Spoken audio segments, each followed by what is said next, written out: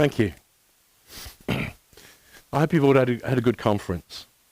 I'm probably best known. My name's associated with continuous delivery, and so I thought it'd be interesting to talk about that. So I want to ask you a question. What is it that you think of when you hear the phrase continuous delivery? Maybe, being egotistical for a minute, maybe it's my book. It might be. Maybe it's the State of DevOps report, which analysed the practices of continuous delivery and measured their impact on software development delivery. I think the State of DevOps report is now up to something around 46,000 different surveys, covering probably tens of thousands of different software projects. And we've got data like we've never really had before that says things important about our industry, and the science behind capturing that data and collecting it is captured in this book, Accelerate, the science behind Lean and DevOps, principally written by Nicole Fosgren with Jez Humble and Gene Kim as co-authors. One of the things that the State of DevOps stuff is built upon is this model of measurement. They measure the performance of software teams based on throughput and stability. Throughput is a measurement of efficiency. We could say it's a measurement of speed. It's based on the lead time, how long it takes to go from commit to something releasable, and the frequency with which you deploy changes into production. It's a combination of those two measures. And stability is a measure of quality. And it measures the change failure rate. How often do you introduce a defect into production or wherever it is that you're measuring it? And how long does it take you to recover to that point in the process when you find a mistake? So these are two measures that essentially measure the efficiency with which we create software and the quality with which we create it. And what they found is kind of dramatic. The difference between high performers and low performers is really quite dramatic. We're not talking about small percentages improvements here. We're talking about sometimes orders of magnitude and better improvements in performance on these measures. High performers are 208 times more frequent faster in their lead time. They're 106 times faster deployment frequency. 2,600 times fewer defects overall when you start measuring these things. These are massive numbers. And the big idea that comes out of these is that these are measures of speed and quality. And this is kind of counterintuitive to some degree, but there's no trade-off between speed and quality. In fact, kind of the reverse. If you want to go fast, you need high quality. If you want to do high quality, you need to go fast to get the feedback good enough. And that's kind of a profound idea, I think. There's no trade-off. That's a big deal because we've assumed for a long time that there was. I want to explore that idea a little bit. And I came across this. This is from Stephen Bungay's book, I've forgotten what it's called. I haven't got my glasses on. Stephen Bungay's excellent, The Art of Action, that's the name of the book. Thank you for whoever's about to shout it out. But so this model goes from outcomes, plans, and actions. We want to achieve some kind of outcome, so we're going to form a plan to achieve it, then we're going to carry out the actions based on that plan, and hopefully that's going to give us an outcome. The trouble is that we're faced with these gaps. There's the knowledge gap, the difference between what we know and what we need to know to come up with a perfect plan. And then there's the alignment gap, the difference between what we say we're going to do and what we actually do. And then there's the outcome gap, the effects gap between what actually the outcome is and what we expected the outcome to be. Traditional organizations respond to these in ways that we're all familiar with. So the knowledge gap, what we like to know versus what we know, typically a traditional organization will plan harder, they will analyze more, they will do more detailed requirements, be more specific about what it is that you want to do to be able to fix this problem. What this means is that you go slower. And we've just said there's this link between speed and quality. Then there's the gap between plans and actions, the alignment gap. What we want people to do and what they actually do when we want them to do it. And the response to this in a typical organisation is to micromanage people more closely, to try and make sure they do the right things, to implement stricter process control, and to add bureaucracy to the process. There's loads more rules to try and force you into doing the right things. Guess what? Makes you go slower.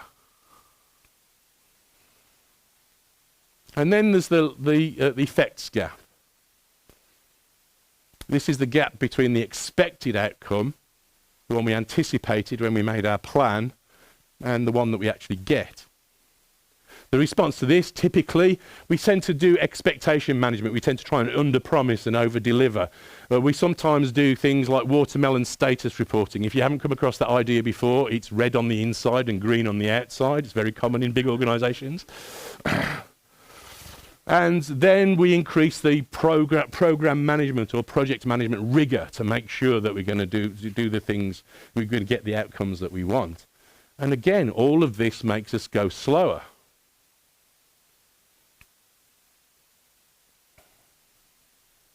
The trouble is, it's worse than that, because, as I said before, this relationship between speed and quality, it's not just that we can have our cake and eat it. We can have both speed and quality.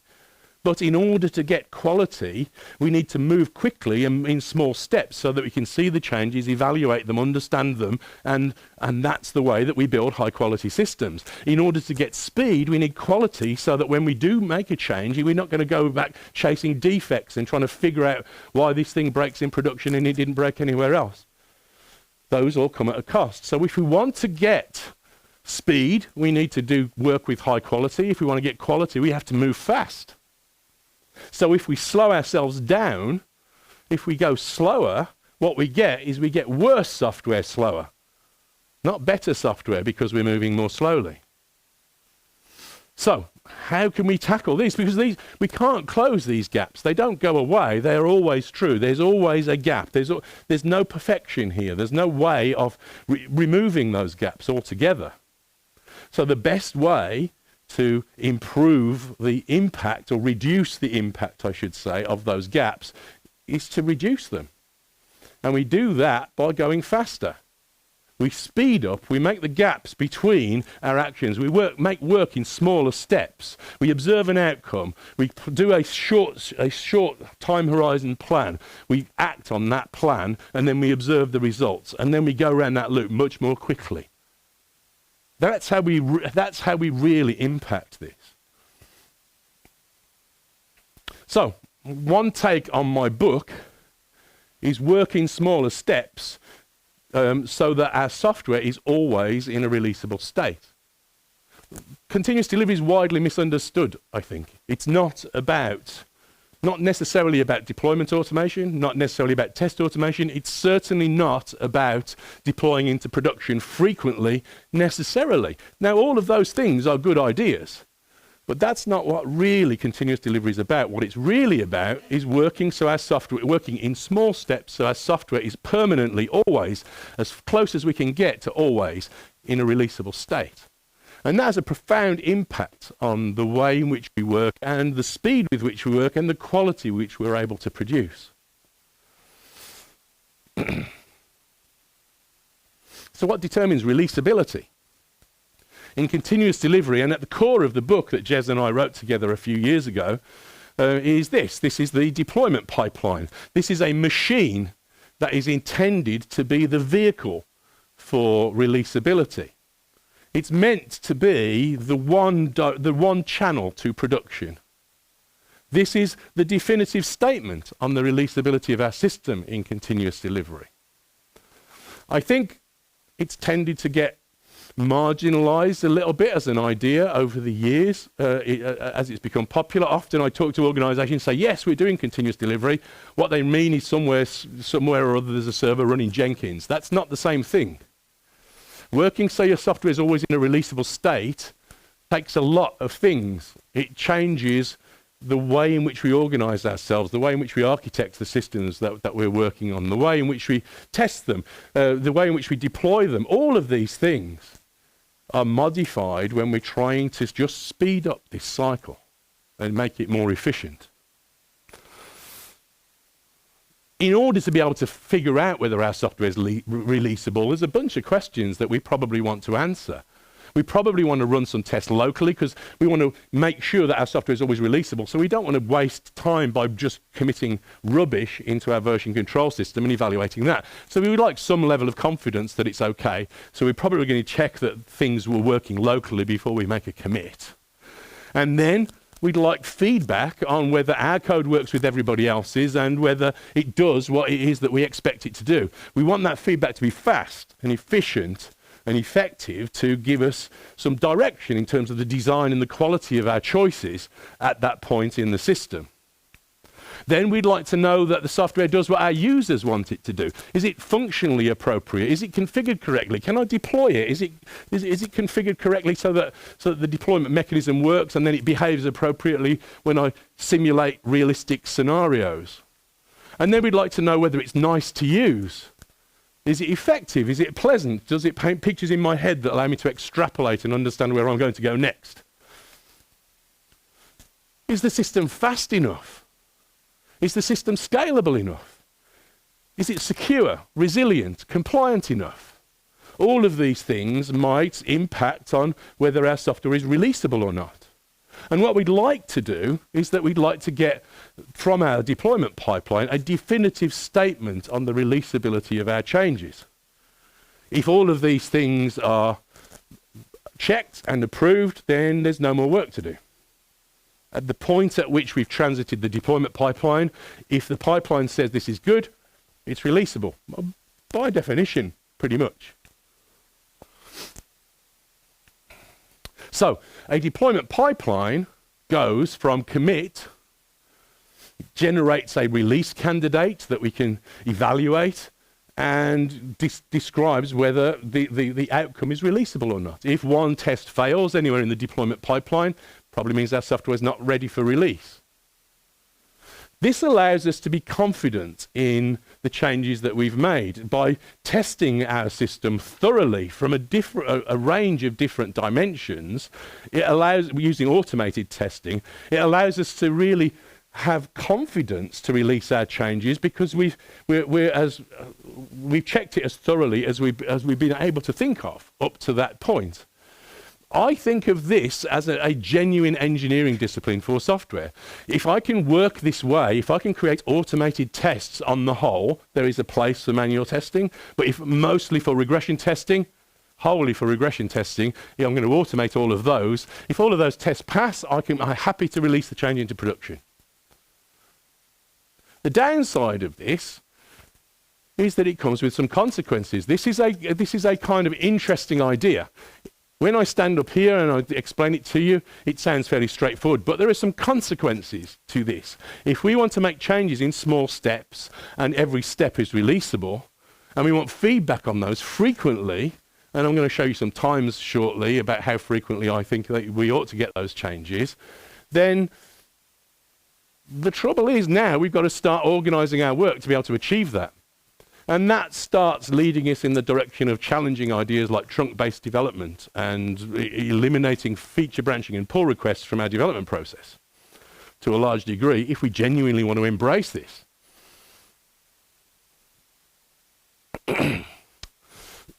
Excuse me. We want to try and, if anybody was in my talk earlier in the conference, I talked about engineering. And I've just said that I think this is an engineering discipline. I'm just going to quickly whiz past the ideas that I talked about in my earlier presentation. If we want to be engineers, then we need to optimize for learning. The deployment pipeline is evidently an iterative machine. We're going to put a change through, we're going to flow through the pipeline. That's an iteration of the evaluation of our system. We're going to gather feedback in the form of tests, test results from executing in our pipeline, and we're going to learn from that. We're going to make changes incrementally, growing the features of our system step by step along the way. And it works as a fantastic experimental platform.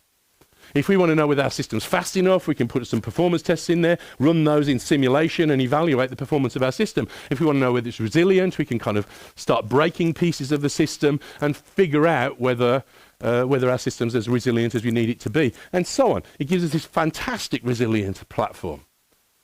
In terms of the empiricism of our system, we can, by automating all of these things, by the time we get out into production, we can gather telemetry from there, and if there is a defect that sneaks out into production, we can very quickly put it through the pipeline again and get it out and recover it, or an experiment that we carry out in production, or any other kind of investigation that we want to explore. If you want to manage complexity, the testability of our system is going to drive the modularity of our system. It's going to encourage us to build systems that are architected to be more abstract, have those lines of separation within them that allow us to make changes in one place and not in another. It's going to encourage a separation of concerns because that's what testable code looks like.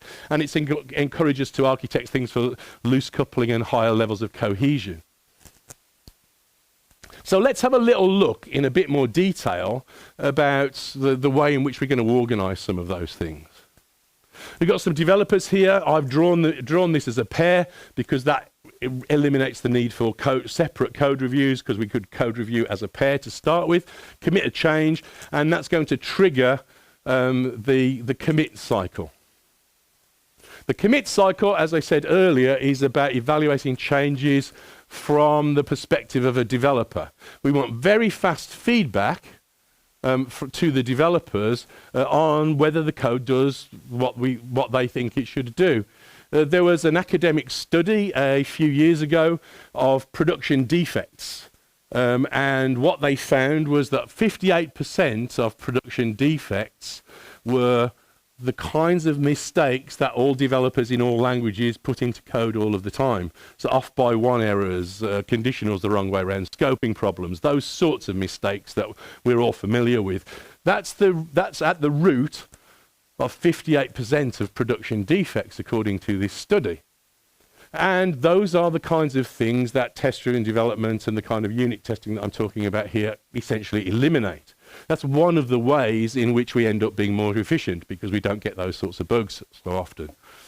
So we're going to get these fast feedback on these things. The deployment pipeline was originally also built to cope with the different rates at which we need to evaluate ideas, because some of these evaluations are more costly in terms of time than others. If we want to run a unit test, then that's probably going to take microseconds of some in-memory evaluation of a small piece of code. If you want to do a performance test, we've probably got to start up some significant chunk of the system, initialize it with data and pump it with cases, which is going to take significantly longer. So the idea of the deployment pipeline, the other idea of the deployment pipeline, is that we're going to try and optimize to fail fast. We want to do the stuff that's straightforward and simple and get results back really quickly. And then, for the slower stuff, we're going to allow the slower stuff time to be able to evaluate, and we can parallelize it and do all sorts of clever engineering things to get feedback as quickly as possible, but we give ourselves the freedom to deploy the whole system and try it out. You don't really want to be deploying your system in the fast feedback cycle, because that's going to slow you down too much. So this is the commit cycle, and as I say, this is largely focused on supporting development. If you follow my advice and practice test-driven development, one of the other bits of feedback that you get from working this way is feedback on the quality of your design. If you do test-first, test-driven development, you write a test, and the test is hard to write because the setup's complicated, what that's telling you is that the design of your code is rubbish, and you need to redesign the code. I don't know much else that gives you that kind of feedback that early in the process on the quality of your designs. And that's one of the reasons why I value it quite so highly. The commit stage is going to evaluate from the point of view of the developers. Is the code doing what I think it's doing? Primarily, that's what the question it's really answering. And then there's the acceptance cycle. And the acceptance cycle is the code releasable? is this change safe to put into production? Is it fast enough, resilient enough, secure enough, compliant enough? All of those things. Whatever it is that determines releasability for your software, we evaluate within that part of the deployment pipeline. And then there's the final part, the final phase, which is the production phase. And this is about getting this out into production. And that may be simple or complicated. Maybe you've got production deployment with canary deployments and blue-green deployments in multiple ways, and failovers and multi-data centers and all that kind of stuff. And all of that stuff will be implemented as part of the production phase, using infrastructure as code techniques and so on, so that we reduce the variables in the whole process, so that we're sure of that stuff as well. So let's look in a little bit more detail of the kinds of things that these different parts of the system are likely to be doing.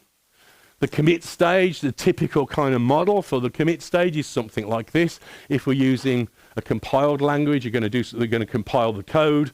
We're going to run some unit tests, maybe do some static analysis of some kind. I quite like to automate the coding standards for the team, so that if you commit some code that doesn't meet your coding standards, it rejects the change. But you can do other kinds of static analysis that's useful.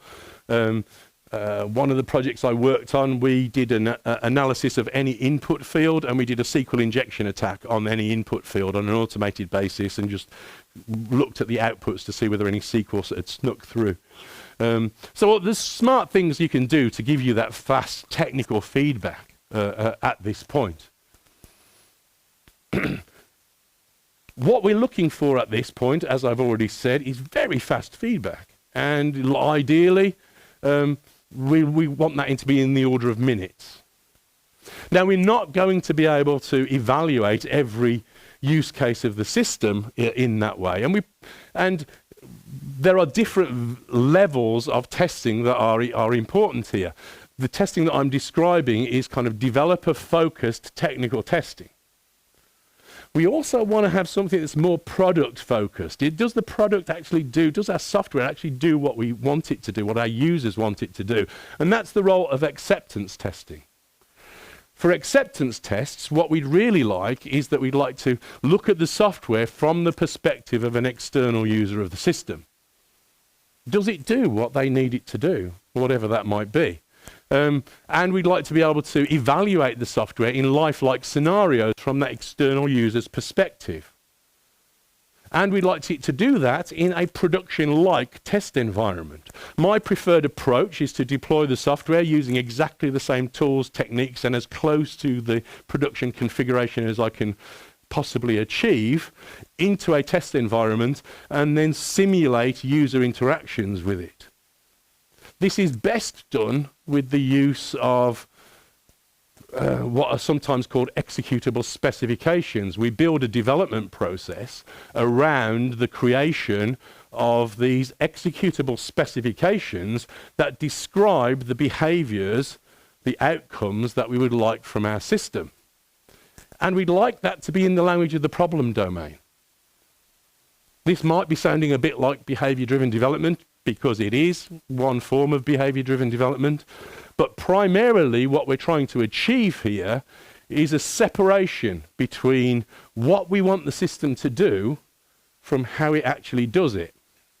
We'd like to be able to come up with a behavioral specification of what the system should do and the outcomes that we expect from it when it does those things, from how the system actually works. And when you get this right, you can do that to the degree that you could throw away the system and replace it with an entirely different one working on a completely different tech stack, and the test would still be correct.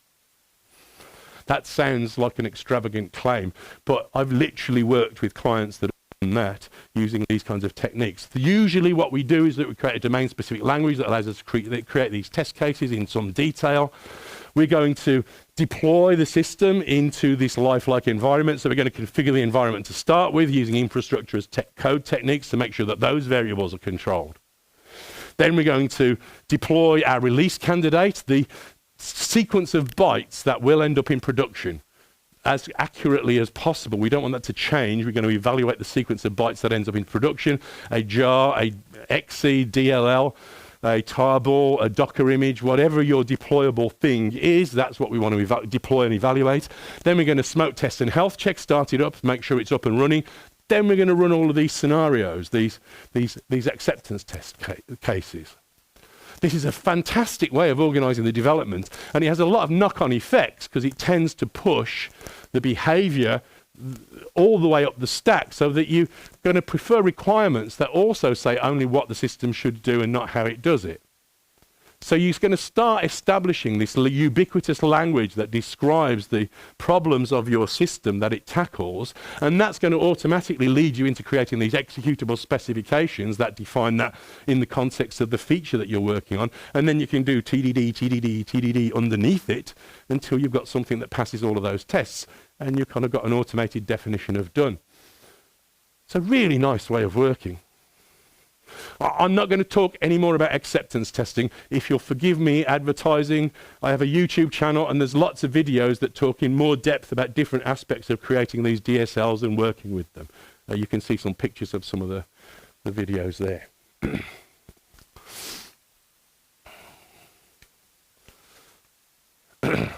In general, what we're looking for in terms of feedback, I said we're looking for fast feedback.